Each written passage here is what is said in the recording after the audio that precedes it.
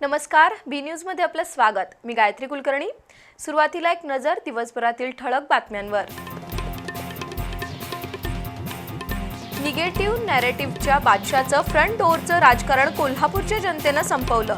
आमदार राजेश क्षीरसागर यांची आमदार सतेज पाटील यांच्यावर बोचरी टीका। दरवाढीची एक्सप्रेस सुसाट, सोन्याचा दर गेला 1,60,000 रुपयांवर, तर चांदी पोहोचली 3,30,000वर। दराचा फुगवटा की दीर्घकाळ दरवाढ टिकून राहणार याबद्दल मात्र संभ्रम। कोल्हापूर महापालिकेतील नूतन नगरसेवकांच्या मानधनापोटी दरवर्षी होणार 71 लाख रुपयांचा खर्च।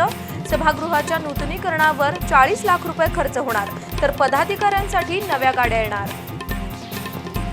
आणि जिल्हा परिषद आणि पंचायत समितीचे उमेदवारी अर्ज भरण्यासाठी निवडणूक कार्यालयात झुंबड।